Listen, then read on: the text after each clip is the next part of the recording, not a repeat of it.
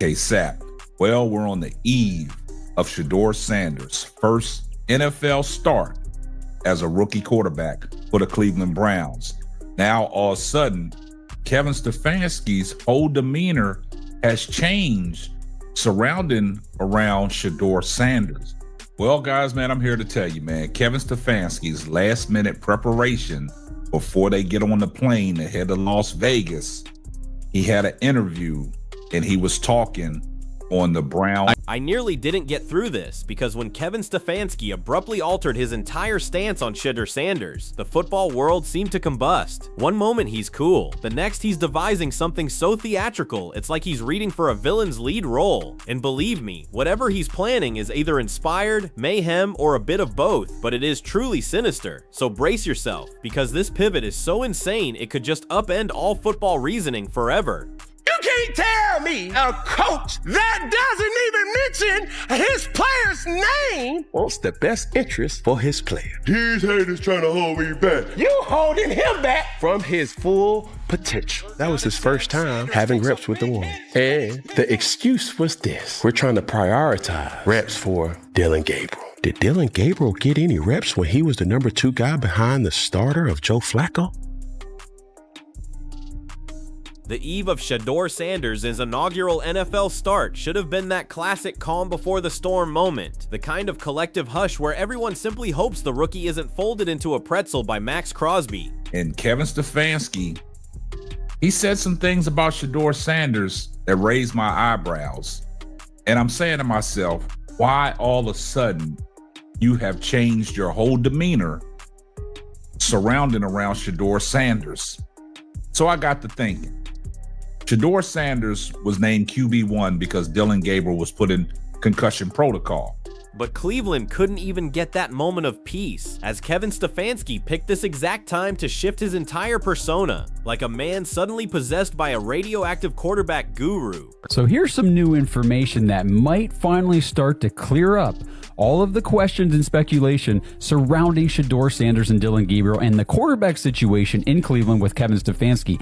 This is from Albert Breer, called into 92.3 The Fan in Cleveland the other day, and he said from his understanding, Kevin Stefanski reportedly privately told offensive coaches on his staff that this would be a scheduled red shirt season for Shedeur. 1 week, he's neutral, monotone, and shaped exactly like a spreadsheet. The next, he's sounding like he discovered the meaning of life in Shedeur's footwork. 1 week he's neutral, monotone, the human equivalent of a neatly organized spreadsheet. The next, he speaks as if he found enlightenment in Shedeur's 3-step drop. Something shifted, something diabolical, and the most unsettling part is he barely tried to hide this change. I've said this before and I'll say it again. I do not think Kevin Stefanski wants Shedeur Sanders to succeed in Cleveland. The reason being is, don't tell me what he said, don't tell me what he's saying. I'm going off of actions. All right, let's go off actions.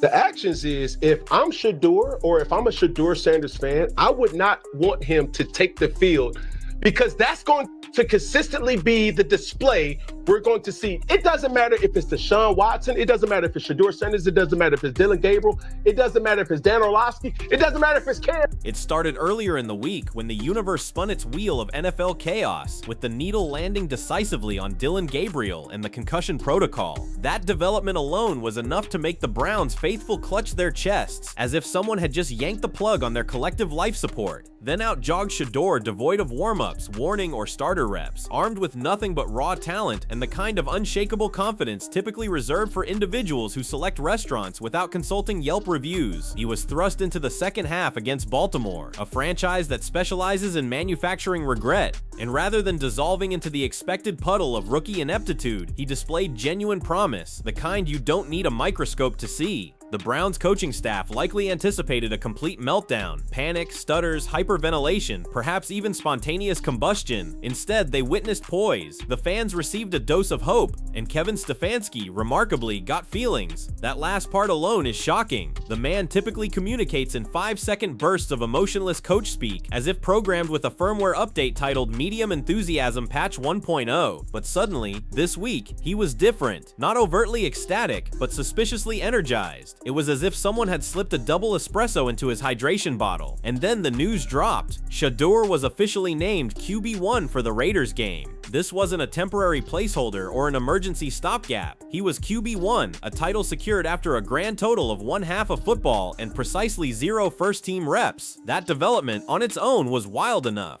But what followed was even wilder. Stefanski appeared thrilled, genuinely thrilled. The very same man who perpetually looks as though he's mentally calculating third down conversion probabilities suddenly had a distinct sparkle in his eye. You see, the truth inadvertently slipped out. Shedeur hadn't been getting first-team reps. Not during the preseason, not in camp, not throughout OTAs. Nothing, not a single one. Great returners, good core. So it's going to be quite the challenge, and we got to go to school on this football team and understand their schemes, understand what they're trying to do on any given down. So that's where we're getting started. Shedeur is going to start at quarterback.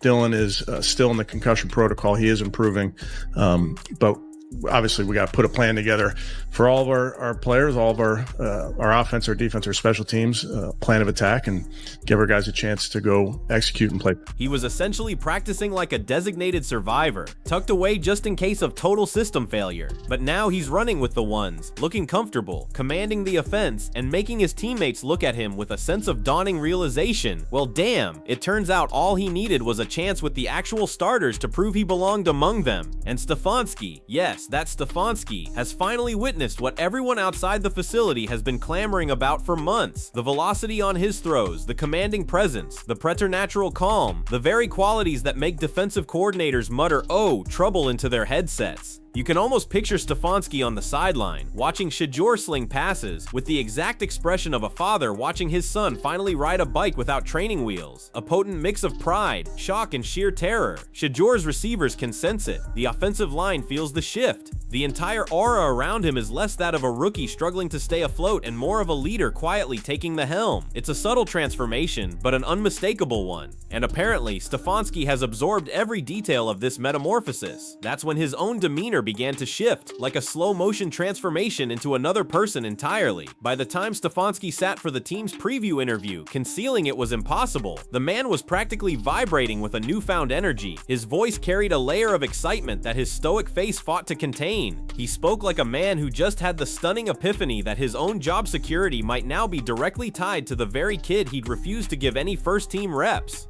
After Flacco's trade and Dillon Gabriel's struggles, it certainly seems like other prominent members of the organization want to see what they have.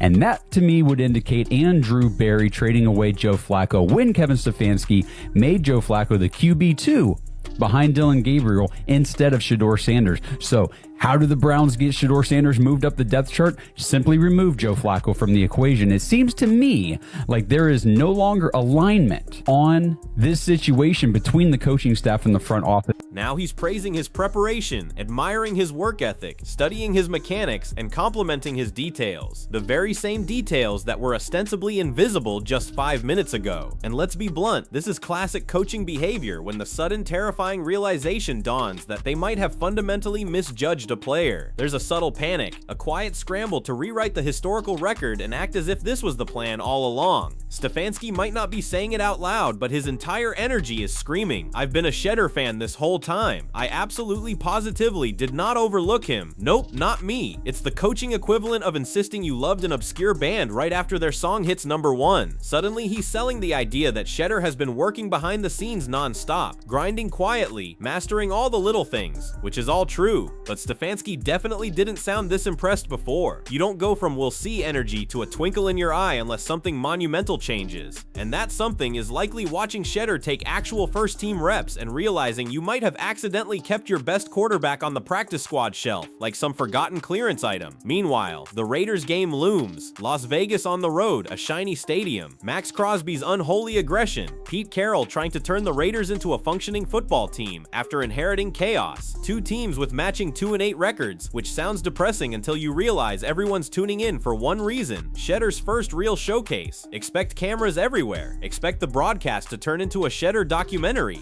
First thing I will respond to Albert Breer with is, of course he didn't look ready. He wasn't prepped to be ready. He wasn't ever given a single rep with the starters, and so obviously that's why he was not, quote unquote, looking ready, but he at least had to admit that Shedeur did have a couple good throws, right? Some flashes. And so I think it's kind of hard to judge that half of football as a debut. But the real Expect someone in the production truck to weep with joy, overwhelmed by an abundance of highlight angles, and Stefanski knows it. That's the truly amusing part. He is fully aware that the entire world is about to scrutinize this kid. He knows the hype is tangible. He understands the energy surrounding the Browns hasn't been this frenetic in ages. And suddenly, quite suddenly, he wants to be a central character in the story, or at the very least, a recipient of the credit. This is precisely where the entire demeanor shift begins to look less like genuine excitement and more like calculated strategy. The man is smoothing his posture, he's adjusting his tone, he's choosing his words with the precision of someone defusing a bomb. He's covering his rhetorical ground carefully, almost too carefully, as if attempting to place himself in the perfect position to declare, "I always saw this in him." Should Shedeur have a breakout performance on Sunday, it's not malicious, it's just the competitive self-preservationist politics of coaching. Nobody wants to be the guy who overlooked a star in the making, and that is what makes this whole twinkle in the eyes phenomena so hilarious. It feels like Stefanski wants us to believe he has always known Shedeur possessed this potential, despite the fact that Shedeur was basically treated like the NFL's quiet understudy all summer. It's akin to watching someone pretend they always believed their neighbor's kid would become a millionaire, right after the kid launches a successful company. Then again, maybe Stefanski genuinely got excited. Maybe he watched Shedeur run first-team drills and was struck by the spiritual revelation that this kid might just carry the entire franchise in his hands. Or Sanders, making his first career NFL in Vegas against the Raiders, starting in relief of fellow rookie Dillon Gabriel, who's in the league's concussion protocol after their loss against the Ravens. Here was Shedeur yesterday about his highly anticipated first NFL start. I know our fans have a lot of expectations and hope, and I would be doing a disservice to myself and disservice to the organization if I didn't feel like I am the guy. I'm just excited for everything. So, I feel like I'm the guy. I know I'm the guy, but, you just have to be able to see. The game got to... This is the moment everyone's been waiting for, and Stefanski knows he either looks like a genius or a guy who didn't give his rookie enough reps until the universe forced his hand. Either way, his demeanor says it all. Excitement, nerves, calculation, hope, and maybe just a sprinkle of panic. Diabolical? Maybe. Convenient timing? Definitely. Entertaining? Absolutely. This game is about to be wild. Sheddeur's debut, Stefanski's sudden personality transplant, Vegas lights, high stakes, and here's where things really take a turn, because once people started dissecting Stefanski's demeanor shift, the theory started flying faster than Crosby off the edge. Some fans swear he's been plotting this all along, sitting in a dark film room, connecting red string across a wall of Shedeur screenshots like he's crafting the NFL's version of a conspiracy documentary. Others think the sudden enthusiasm came from watching Shedeur run a single flawless 2-minute drill in practice, causing something inside Stefanski's brain to reboot like an old Windows XP loading screen. Look, I think it's ridiculous. It's ridiculous to sit there. I mean, just sometimes you gotta, Cam, I enjoy watching Cam Newton sometimes.